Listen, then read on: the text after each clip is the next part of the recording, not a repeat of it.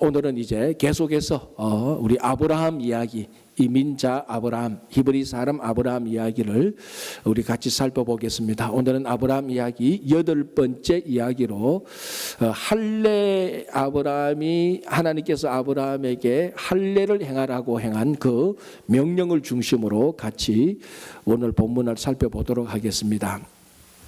하나님께서 이 아브라함에게 할례를 행하라라고 명령을 하셨습니다. 아시다시피 이 할례는 남성의 생식기의 포피를 잘라내는 예식입니다. 이 할례가 오늘 성경에 처음 나온다고 해서 그 당시에 할례가 없었던 것은 아니었습니다. 고대 근동에 할례라는 의식이 있었는데 주로 언제 사용했는가 하면은 성인이 될 때, 남자가 성인이 될 때 행했던 예식이 바로 할례였습니다. 그러나 오늘 본문에 나오는 할례는 성인식 때문에 드리는 예식이 아니고 하나님과 아브라함 사이에 맺는 언약의 예식입니다. 그래서 이 할례를 통해서 하나님과 아브라함이 언약을 맺는 표시, 오늘 본문의 용어로 말하자면 언약의 표징으로서 할례를 행하게 되는 것입니다. 자, 여기서 이 표징 또는 표시라는 이 말을 다른 말로 우리가 바꾸어서 말하면 낙인이 됩니다. 낙인이 찍힌다 이런 말할 때 이 낙인이 바로 오늘 본문에 나오는 표시 또는 표징이란 말하고 똑같습니다. 예를 들어서 우리 소나 돼지와 같은 이 가축의 낙인을 찍습니다. 어떻게 하는가 하면은 쇠꼬챙이 이런 것에 그 불에 달구어서 짐승이나 가축의 엉덩이를 지지는 것이죠. 그러면은 그 짐승의 엉덩이 쪽에 그 표시가 난 것, 그걸 우리가 말해서 낙인이 찍혔다 이렇게 말합니다. 이 낙인은 짐승이나 가축에만 사용하는 것이 아니고 사람에게도 사용합니다. 예를 들어서 노예 같은 경우에 노예의 이마나 팔 같은데 낙인을 찍습니다. 찍는 방법은 여러 가지죠. 그 똑같이 뜨거운 쇠꼬챙이로 낙인을 찍는 방법도 있고 문신 같은 종류로도 할 수도 있을 것입니다. 자, 그러면은 이 가축이나 짐승 그리고 이 노예의 낙인을 찍는 이유가 무엇입니까? 자, 문신을 하는 이유는 요즘 미국에서 문신이 아주 유행인데 문신하는 이유는 더 폼 나려고 더 이쁘게 보이려고 문신하지만은 이 문신과 같은 종류의 낙인을 찍는 이유는 이쁘게 하려는 게 아니고 누구의 소유냐 그것을 구별하는 표시가 되는 것입니다. 그래서 주인이 자기 가축, 짐승, 자기 가축 즉 소나 돼지에게 낙인을 찍어서 이거는 내 것이다라고 표시를 하게 되는 것입니다. 노예도 마찬가지죠. 이마나 팔에 낙인을 찍어서 이 사람은 나의 노예다. 그러니까 내 소유물이다라는 것을 표시하는 것입니다. 그래서 오늘 이 할례는 언약의 표시인데 이 할례를 통하여서 언약의 표시를 통하여서 이 할례에 동참하는 사람, 그 할례를 통하여서 표시를 받게 되는 낙인을 찍는 사람은 하나님의 소유물이 되는 것이다라는 것을 말하는 것입니다. 자, 이때부터 우리가 구약 성경을 보면은 틈틈이 하나님께서 아브라함의 후손들을 하나님의 소유물이다라고 많이 얘기하고 있습니다.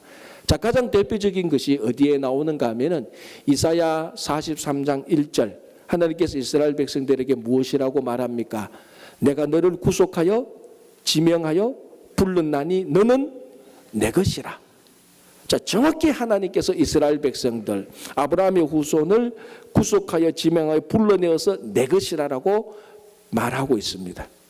그리고 요한계시록 7장 그리고 14장을 보면은 똑같이 머리에 인맞은 14만 4천 명이 나옵니다.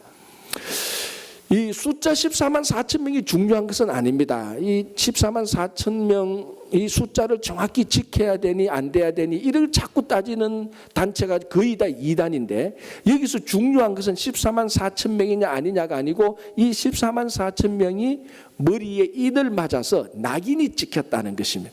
그래서 이 14만 4천 명은 하나님의 소유된 백성이 되는 것입니다.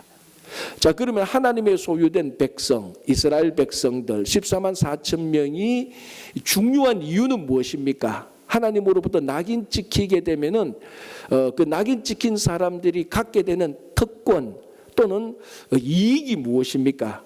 그것은 하나님께서 하나님의 소유된 이스라엘 백성들을 직접 책임지고 보호하고 지키고 하나님 스스로가 그들의 방패가 되어 주시는 것입니다.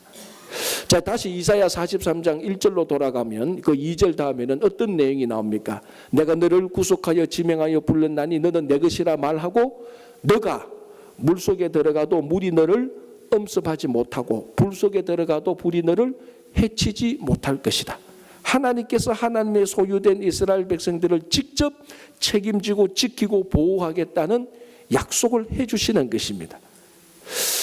요한계시록 9장을 보면은 5번째 천사가 나팔을 불게 됩니다. 자, 이제 그때 이제 우리 요한계시록 보면 나팔, 대접 이런 심판들이 계속해서 나타나는데 5번째 나팔의 심판은 어떤 내용인가 하면은 이 천사가 나팔을 불면은 무저갱이 열립니다.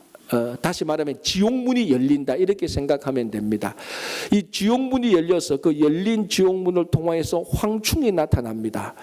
거대한 곤충 같은 것이죠. 이 황충에게 정갈과 같은 권세가 주어집니다. 그래서 이 황충이 정갈과 같은 권세를 가지고 이 지구상에 있는 사람들을 대량 살육을 하게 됩니다.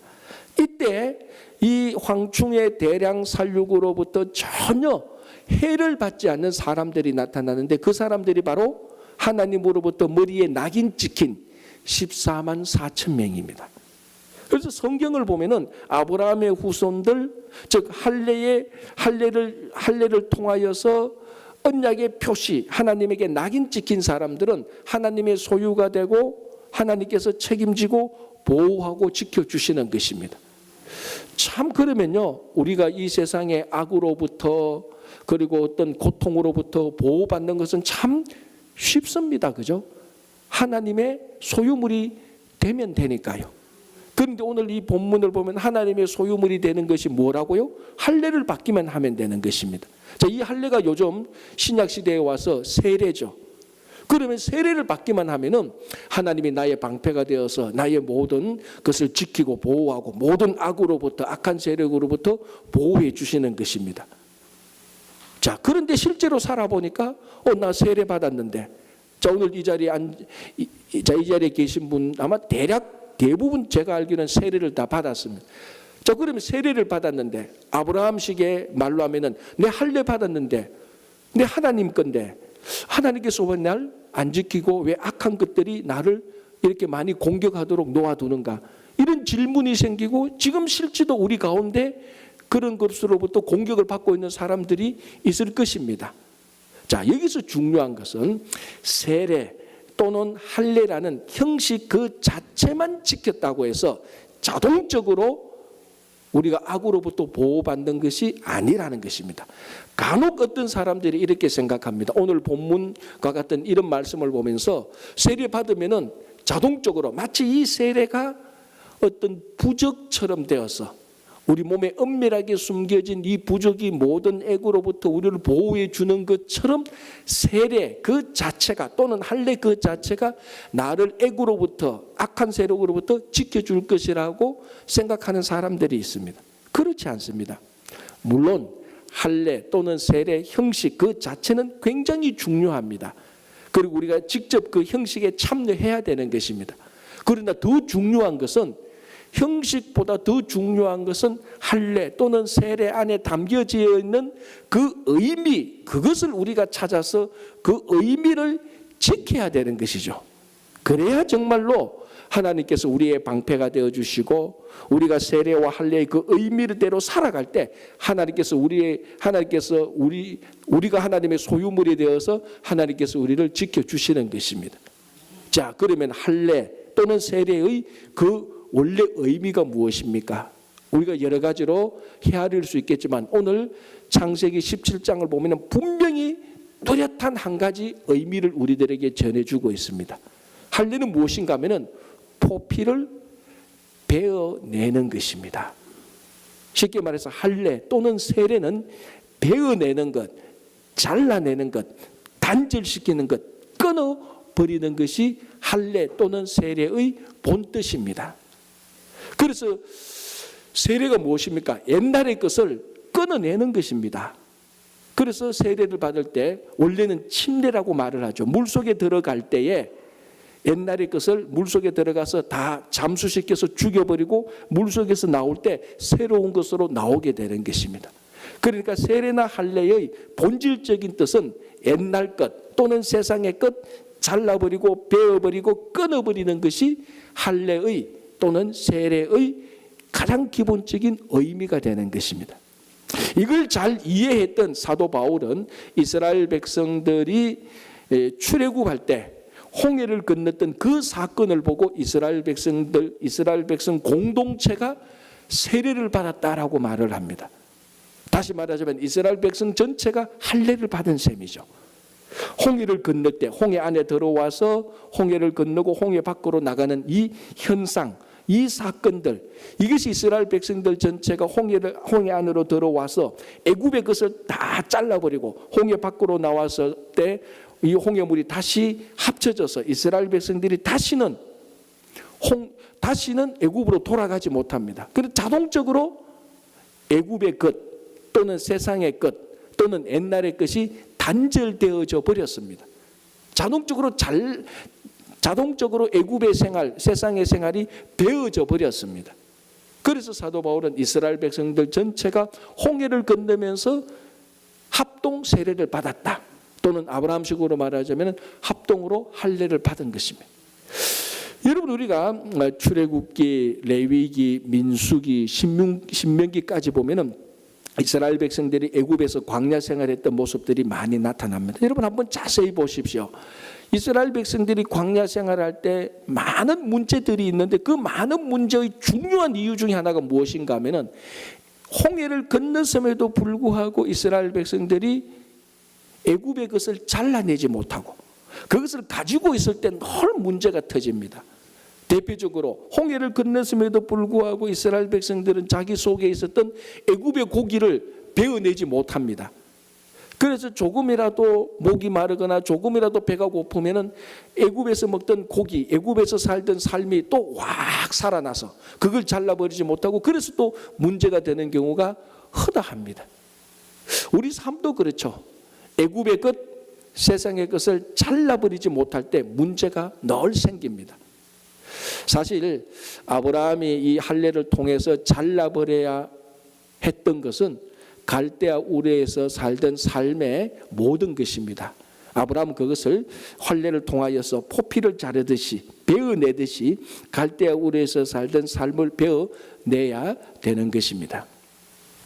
우리 기독교의 유명한 영성가 가운데 마이스터 에크하르트라는 사람이 이렇게 말합니다. 우리가 하나님께 도달하는 과정은 우리 영혼에 이것저것들을 붙여서 도달하는 것이 아니고 우리 영혼에 붙어있는 것들을 드러냄으로 말미암아 하나님께 도달한다 이렇게 말을 합니다. 가장 정확한 표현이죠. 어떤 사람들은 우리 영혼에 이런 것 저런 것 덕지 붙여서 하나님께 도달한다고 생각하는데 사실은 그 반대입니다. 지금 우리 영혼에 붙어있는 세상적인 것 육신적인 것들을 드러냄으로 말미암아 하나님께 도달하게 되는 것이죠. 베어버리는 것, 잘라냄으로 말미암아 세상의 것, 애굽의 것, 갈대아 우르의 것을 잘라버림으로 말미암아 우리가 하나님께 도달하게 되는 것입니다. 요즘 우리가 살고 있는 시대는 분명히 지식 정보화 시대입니다. 이 지식 정보화 시대가 한 20년 좀 더 보면은 3, 40년 전부터 우리가 지식 정보화 시대로 들어오게 된 것이고 지금은 누가 뭐래도 지식 정보화 시대죠. 이 한국에서 지식 정보화 시대로 막 돌입하게 될 때 그 당시에 정보 쪽에 아주 유명한 그 전문가가 이런 말을 했습니다. 우리가 앞으로 우리에게 다가올 지식 정보화 시대에 생존할 수 있는 것은 많은 정보들을 수집하고 잘 관리하는 것이 아니라 이 정보를 없앨 수 있는 능력에 달려 있다 이렇게 말을 했습니다. 무슨 말인가 하면은 우리가 이 지식 정보 시대에 대해서 이 지식 정보 시대에 생존하고 승리하는 것은 많은 정보들을 잘 가지고 잘 이렇게 분류하고 다독거려서 사용하는 것이 아니고 우리에게 있는 앞으로 닥치는 엄청난 이 정보를 잘 잘 판단해서 필요 없는 것들을 얼마나 잘 잘라내느냐, 잘 베어내느냐에 달려 있다는 것입니다. 이 말이 무슨 말인가 하면은 앞으로 우리 시대에 엄청나게 많은 지식 정보가 닥쳐질 것인데 이 필요 없는 것들을 잘 잘라고 잘 베어내야 진짜 필요한 것들만 남아 있게 된다는 것입니다. 이번에 교회 이전을 하면서 그리고 제 당회장실 이전을 하면서 제가 한 가지 깨달은 것이 있습니다.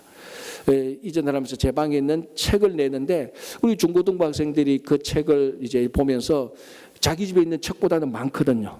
그러니까 하는 말이 목사님 이 책 다 읽었어요 라고 말을 할 때 제가 늘 말합니다. 책은 다 읽으려고 사는 게 아니야.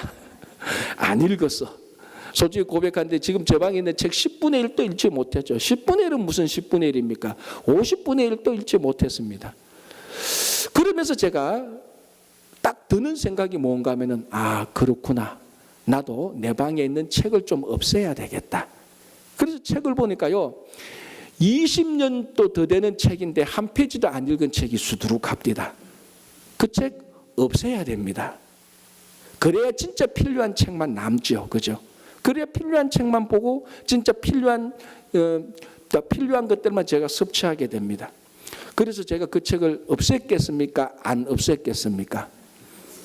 잘 아시네요. 왜 버리지 못했습니까? 가만히 보니까 버리고 나니까 장식할 게 없더라고요. 아니, 내 방에 장식용이라도 이 책을 좀 갖다 놓자. 그래서 저는 압니다. 책 딱 보면은 요거는 장식용인데 내가 안 볼 책. 요거는 진짜 내가 봐야 될 책.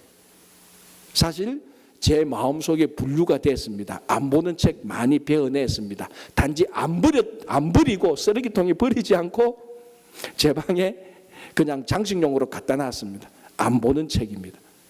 왜 이렇게 베어내고 잘라내야 됩니까? 그래야 진짜로 필요하고 진짜로 중요한 게 남아있게 되는 것입니다. 가끔 우리가 그 신앙생활하면서 이런 질문을 제가 받게 됩니다. 목사님, 어떻게 하면은 이 세상에서 구별된 삶을 살 수가 있습니까? 자, 거기에 대한 답은 여러 가지입니다. 그죠? 그러나 오늘 본문 하나님께서 아브라함에게 명령하신 이 할례의 기준으로 우리가 구별된 삶에 대한 답을 주자면요. 구별된 삶은요. 베어내는 삶입니다. 구별된 삶은요, 잘라내는 삶입니다. 여러분 한번 생각해 보십시오. 여러분들이 세상 한가운데서 살면서 세상의 것을 다 잘라내 보십시오. 여러분들이 세상에 살면서 육신적인 것, 세상적인 가치들을 다 한번 잘라내 보십시오. 여러분들은 세상 한가운데서 분명히 구별되어져 보이게 될 것입니다. 세상 한가운데 살면서 하나도 잘라내지 않으니까 세상적인 것, 육신적인 것을 그대로 덕지 붙여놓고 사니까 세상 사람들하고 똑같이 사니까 구별이 안 되는 것입니다. 잘라내고 베어내고 단절하면요, 하나님 앞에서 구별된 삶이 자동적으로 이루어지게 되는 것입니다. 그래서요, 명예가 많으면 많을수록, 명예가 명예로울수록 사실은요, 우리가 잘라내고 베어야 될 것이 더 많습니다. 권력이 더 많으면요, 힘이 더 세면요, 그만큼 잘라내고 베어내야 될 게 더 많아요. 물질이 많아도 그렇고요. 죄송하지만 어른들 계시는데요, 연세가 많으면 많을수록 잘라내고 베어내야 될 게 더 많습니다.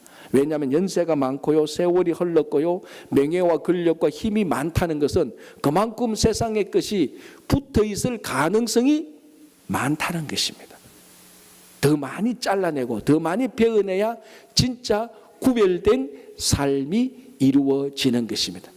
그래서 할례 또는 세례의 삶은요, 이 세상으로부터 구별된 삶이 되는 것입니다. 자, 이렇게 하나님께서 아브라함에게 할례를 행하라라고 명령을 하셨습니다. 이건 언약의 표시라고 말했습니다. 자, 그리고 하나님께서 이 언약의 표시를 주면서 언약의 실체인, 진짜 언약의 실체인 약속을 해줍니다. 그 약속이 무언가 하면요, 바로 아브라함과 사라를 통하여서 자녀를 주겠다, 아들을 주겠다는 약속입니다. 자, 하나님께서 처음부터 아브라함에게 했던 약속, 이제 그 언약, 그것이 오늘 본문은 할례로 나타나는데요, 그 언약의 원래의 내용이 뭡니까? 하늘의 별처럼 바다의 모래처럼 많은 자녀를 주고 아브라함이 가는 그 땅을 주겠다는 약속입니다. 그래서 하나님께서 아브라함에게 허락했던 언약이 이루어지려면요, 자녀가 나타나야 되는 것입니다. 이제 하나님께서 할례를 행하라고 언약의 표시를 말하면서 언약의 실체인 자녀를 진짜로 주겠다고 약속을 합니다. 자, 그래서 오늘 하나님께서 아브라함과 사라를 통하여서 자녀를 낳게 될 것이라고 말을 합니다. 자, 이 말을 들었던 아브라함이 그 말을 그대로 믿음으로 받아들입니까? 아니죠. 오늘 본문을 보면은 그 말을 듣는 순간 아브라함의 반응이 뭡니까? 속으로 웃었습니다. 기뻐서 웃은 것이 아니라 우리말로 하면은 말도 안 되는 소리를 들었을 때 피식 웃는 웃음이 있죠. 그런 식으로 웃었습니다. 그러면서 속으로 이런 말을 하죠. 자기 혼자 어떻게 말합니까? 내 나이 100살, 내 아내 90살인데 우리 사이에 무슨 자녀가 있겠는가? 요거는 속으로 말했고요. 그리고 겉으로 뭐라고 말합니까? 하나님, 이스마엘이나 잘 되도록 해 주십시오라고 이렇게 말을 합니다. 자, 이런 태도와 이런 말이 아브라함이 하나님의 약속을 받아들인 것입니까? 불신한 것입니까? 불신한 거죠. 믿지 않은 것이죠. 자, 그러면은 왜 아브라함은 하나님의 약속을 믿지 못했습니까? 오늘 본문을 보면은 두 가지로 정리할 수 있습니다. 첫 번째는 상식입니다. 그래서 상식적으로 불신하게 되는 거죠. 자, 이건 우리가 다 이해할 수 있습니다. 우리도 이런 분류에 속하는 사람들입니다. 무슨 말인가 하면은 어떻게 100세 된 남편과 90세 된 아내 사이에 자녀가 나겠습니까? 100세 된 남편과 90세 된 아내 사이에는 자녀가 없는 것이 그게 상식입니다. 논리적으로도 상식이고요, 과학적으로도 그건 과학적인 상식입니다. 경험적으로도 상식입니다. 그래서 아브라함은 지금까지 100세 된 남편, 90세 된 아내 사이에서 자녀가 낳은 것을 보지도 못했고 듣지도 못했고 자기도 경험하지 못했습니다. 이런 상식적으로 하나님의 약속을 불신하게 되는 것입니다. 자, 두 번째 이유는요, 사실은 이게 더 중요한데요, 이스마엘 때문입니다. 왜? 이미 아브라함에게는 하갈과 자기를 통해서, 사라는 아니었지만 어쨌거나 하갈과 자기 몸을 통해서 낳은 자녀 이스마엘이 있습니다. 그리고 아브라함은요, 본문 앞뒤로 보면은 이 이스마엘이 자기의 후사, 자기의 상속인이라고 생각하고 있었습니다. 그래서 오늘 보십시오. 하나님께서 아브라함과 사라 사이에 자녀를 주겠다고 말하니까 아브라함은 하나님의 약속을 벌로 듣습니다. 귀를 솔깃해서 듣는 게 아니고 피식 웃습니다. 왜? 상식적인 불신도 있지만 더 중요한 건 뭡니까? 이미 자기에게는 이스마엘이 있거든요. 우리말로 하면 뭡니까? 아쉬운 게 덜합니다. 정말 자녀가 없었더라면 하나님께서 했던 100세와 90세 된 그 부부 사이에 자녀를 주겠다라고 말을 했더라면, 정말 이스마엘이 없었더라면 아브라함은 거기에 귀가 솔깃해졌을 것입니다. 그리고 혹시나 주실 수 있지 않겠느냐라고 가능성이라도 타진했을 것입니다. 그런데 오늘 본문을 보십시오. 이스마엘이 이미 있으니까 하나님께서 자녀를 준다고 하니까 심사숙고하지 않습니다. 가능성도 타지 않고 즉각 속으로 피식 웃고 치웁니다. 불신의 웃음을 내어보내죠. 이런 일은 내게 일어나지 않을 것이야. 차라리 내가 사랑하는 하갈이, 비록 하갈이었지만 내 몸을 통해서 태어났던 이스마엘이나 잘 되기를 원합니다라고 말을 했습니다. 상식적인 불신도 이유지만요, 더 중요한 것은 이스마엘을 아브라함이 믿고 의지하고 있었던 것이었습니다. 여러분, 우리가 이미 앞에서 살펴보았지만 아브라함에게 있어서 이스마엘은 어떤 존재입니까? 이 이스마엘은요, 인위적이고 조작적이고 인간적이고 육신적인 자녀였습니다. 사라가 자기를 통해서 자녀가 없자 아브라함과 하갈, 사라, 자기 이 모든 것들을 사라가 인위적으로 조작해서 태어나게 한 자녀가 이스마엘입니다. 그래서 이스마엘에게는요, 이스마엘은 하나님의 약속과 하나님의 계획과 하나님의 뜻과 하나님의 주관이 없는 자녀입니다. 인간적인 것밖에 없고요, 인위적인 것밖에 없고요, 조작적인 것밖에 없습니다. 그런데 아브라함은 하나님의 뜻이 없는, 하나님의 계획이 없는 이스마엘을 사랑하고 있었고, 이 이스마엘을 지키고 있었기 때문에 하나님의 언약을 솔깃해서 듣지 못했던 것입니다. 자, 조금 전에 할례의 가장 기본적인 의미는 베어내는 것이라고 말했습니다. 정말 아브라함이 베어내어야 했던 존재는 바로 이스마엘이었습니다. 왜? 이스마엘은 인위적이고 인간적이고 조작적인 것이기 때문에 이 세상적이고 육신적인 것을 베어내는 것, 그게 바로 할례입니다. 그런데 지금 아브라함은 이스마엘을 베어내기는커녕 이 이스마엘을, 인간적이고 조작적이고 인위적인 하나님의 뜻이 없는 이 이스마엘을 베어내기는커녕 철저히 믿고 의지하고 자기의 후사라고 생각하고 있었습니다. 베어내어야 할 이스마엘이 베어내지 못하니까 오히려 하나님의 약속을 듣지 못하게 하는 방해물이 된 것입니다. 자, 여러분, 우리 삶 속에 이런 이스마엘과 같은 것들이 수두룩하게 널려져 있습니다. 어떤 사람에게는 물질이 이스마엘이고, 어떤 사람에게는 인기 또는 권력, 힘, 이런 것들이 충분히 우리에게 이스마엘이 될 수 있습니다. 이런 세상적이고 육신적인 것을 잘라내는 것, 그게 바로 할례인데, 이것을 잘라내지 못하고 내가 가지고 있고 오히려 더 사랑하고 있었기 때문에, 이 사랑하고 이런 베어내지 못한 것 때문에 하나님의 언약을 믿지 못하는 것입니다. 하나님의 언약을 받아들이는데 오히려 방해가 되고 있습니다.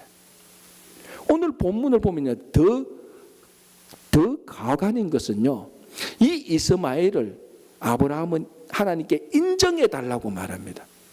아니, 축복해 달라고 말합니다. 뭐라고 말합니까? 이스마엘이나 하나님 앞에서 잘 살고 축복받기를 원합니다. 그런 말입니다. 잘라내어야 될, 베어내어야 될 이스마엘을 아브라함은 하나님께 와서 인정해 달라고 말하고 축복해 달라고 말합니다. 얼마나 모순입니까? 사실은 기도할 때 내 기도를 가만히 들어본 이런 기도가 많이 있습니다.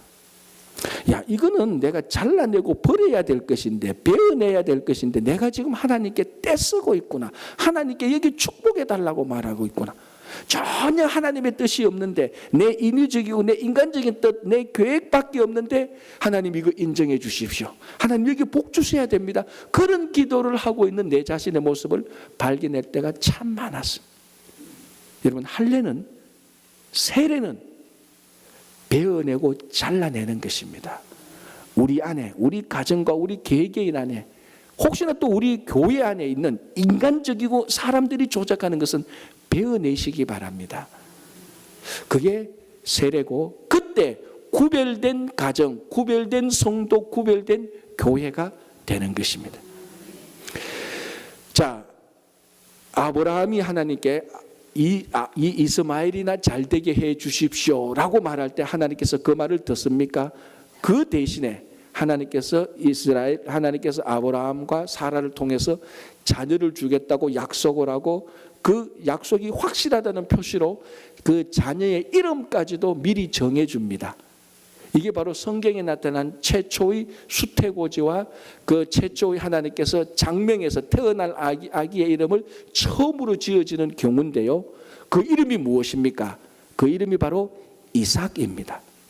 그런데 참 아이러니한 것이요, 하나님께서 이 태어날 아이에게 이삭이라고 말했던 것은 방금 속으로 피식 웃었던 아브라함의 그 불신의 웃음, 그 불신의 마음을 정면으로 강타하는 것하고 마찬가지입니다. 왜 그런 줄 아십니까? 이삭이라는 이름 뜻이 웃음입니다. 자, 지금 아브라함은 웃었습니다. 하나님의 약속을 듣고 피식하고 웃었습니다. 불신의 웃음을 보냈고 조소했습니다. 그래, 아브라함의 불신의 웃음, 조소 위에 하나님은 이삭을 덧입, 오브랩 시켜줍니다. 올려놓습니다. 이삭이 뭡니까? 진짜 웃음입니다. 이 이삭은 정말로 기뻐서 나오는 웃음입니다. 여러분들이 한국말에요, 웃음이라는 단어가 굉장히 많습니다. 여러분 한번 사전에서 한번 찾아보시고 인터넷에서 한번 검색해 보십시오. 영어로는요, 웃음이라는 단어가 몇 개 없습니다. 그런데 한국말에는 웃음이라는 단어가 수도 없이 많이 나옵니다. 그런데 오늘 이 아브라함이 웃었던 웃음은요, 기쁨의 웃음이 아니고 진실의 믿음의 웃음이 아니고 비꼬는 웃음, 불신의 웃음입니다. 자, 우리 나중에 보면 알겠지만요, 아브라함만 그런 게 아니고 사라도 똑같이 그렇게 됩니다. 그래서 부부는 닮은 것 같습니다. 하나님께서 아브라함을 통해서 자녀를 낳겠다라는 것을 나중에 사라도 듣습니다. 장막 뒤에서 듣고 사라도 아브라함과 똑같이 피식 웃습니다. 무슨 그런 소리를. 그때 하나님께서 사라의 마음을 알고 너가 웃었구나라고 말할 때 사라는 한 수 더 뜹니다. 딱 잡아뗍니다. 네, 안 웃었습니다라고 말합니다. 자, 중요한 것은 잡아떼는 게 아니고 아브라함도 웃었고 사라도 웃었습니다. 그런데 둘 다 진짜 기쁨의 웃음이 아닙니다. 하늘의 기쁨의 웃음이 아닙니다. 신앙의 기쁨의 웃음이 아니고 불신의 웃음, 하나님의 언약을 믿지 못하는, 그것을 오히려 비꼬는 비겁한 불신의 웃음입니다. 이 가정에 하나님께서 진짜 웃음을 던져줍니다. 그게 바로 이삭, 그 뜻이 웃음입니다. 자, 이런 패턴을 보면요, 예수님께서 처음 이 세상에 오신 패턴하고 아주 유사합니다. 예수님께서 이 세상에 오실 때 그 당시 예수님께서 오신 그 베들레헴, 그 지역은 로마 제국이 다스리고 있었고, 세계사를 보면 그 당시 로마 제국은 로마의 평화라고 일컬어지는 팍스 로마나의 시대입니다. 그 로마 제국에서 볼 때 그 로마 제국은 굉장히 든든하고 견고하고 평화가 넘치고 있었습니다. 이 시대 때는요, 로마가 다른 나라하고 전쟁을 하지 않았을 때였습니다. 로마의 평화가 한참 무르익을 때에 예수님께서 이 땅에 탄생했는데, 예수님께서 이 땅에 탄생하셨을 때 하늘에 있었던 하늘 성가대가 찬양을 했는데, 그 찬양 가사가 뭡니까? 간단하게 말하자면은 하늘에는 영광, 땅에는 평화입니다. 아니, 지금 땅에 평화가 있는데, 팍스 로마나 로마의 평화가 차고 넘치는데 뭘 또 평화가 더 필요해서 이 땅에 평화의 왕으로 예수님이 오시는 것입니까? 하나님께서 보실 때 로마의 평화는 진짜 평화가 아니기 때문이었습니다. 그 로마의 평화는 식민지를 착취해서 가난하고 약한 사람, 힘없는 사람들 것을 빼앗아서 힘있는 사람들이 누렸던 제국의 인위적이고 조작적인 인간적인 평화였습니다. 그게 로마 사람들에게는 평화였지만 하나님께서 보실 때는 평화가 아니었습니다. 그래서 진짜 평화의 왕 예수 그리스도를 이 땅에 보내주셔서 평화를 보여주셨습니다. 이것하고 똑같은 패턴으로 지금 아브라함의 가정에 웃음이 있습니다. 아브라함도 웃고 사라도 웃습니다. 그런데 이 웃음이 진짜 웃음입니까? 가짜 웃음입니다. 믿음이 없는 불신의 웃음입니다. 이 불신의 웃음이 가득한 아브라함과 사라의 가정에 진짜 웃음을 보내줍니다. 그것이 이삭이고, 그 이삭이 탄생할 때, 나중에 보시면 알겠지만 그 이삭이 탄생할 때 진짜 그 가정에서 웃음이 넘쳐나게 되는 것입니다. 여러분, 우리 시대에 정작 필요한 것이 있다면 바로 이 웃음이 아니겠습니까? 특별히 우리가 살고 있는 이 이민사회, 정말 진짜 웃음이 필요합니다. 물론 많은 사람들이 여러 종류로 여러 모습으로 많이 웃습니다. 그러나 진짜로 하늘나라의 기쁨을 가지고 웃는 사람은 얼마나 될까요? 아니 뭐 그까지 따지지 않더라도 여러분 내일 관심을 가지고 폴러싱을 한번 배회해 보십시오. 얼마나 많은 사람들이 진짜 얼굴에 웃음이 있어서 웃고 있는 얼굴을 찾아보기가 어려울 겁니다. 특별히 우리 이민자들 너무 열심히 일하고 너무 바쁘게 살았어요. 웃음은 마치 천년기념물처럼 여겨지는 게 우리 시대 모습입니다. 정말 우리 이민사회에 필요한 것이 있다면 웃음입니다. 조소, 불신의 웃음 이런 게 아니고 진짜로 기뻐서, 세상적인 기쁨이 아니고 하늘의 기쁨을 누리고 있어서 웃는 그 웃음, 그게 진짜로 우리에게 필요한 것입니다. 이게 참 신기한 게요. 과학적으로 봐도요, 웃음은 진짜로 필요한 것입니다. 제가 이 자료를 찾아보니까요, 이 웃으면요, 우리 안에 면역 체계가 형성되고요, 이게 항체가 생겨서 몸 자체가 저항력이 강해진다고 합니다.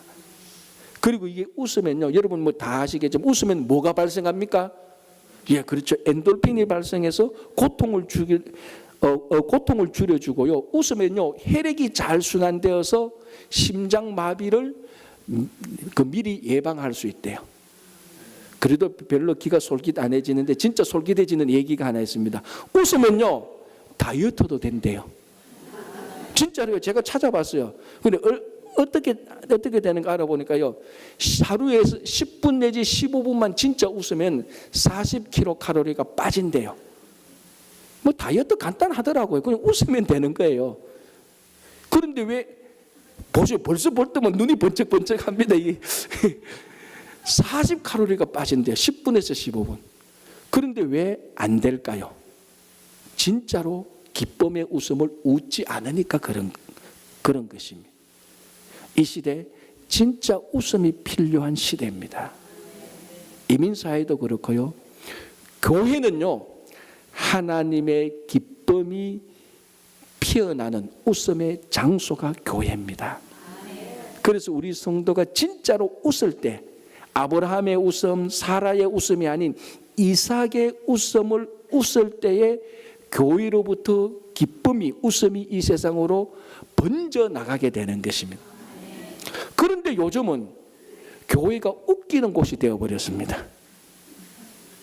싸우고 갈등하고 세상의 빛과 소금이 되지 못할 때 세상 사람들은 웃기고 있네 이렇게 말하죠.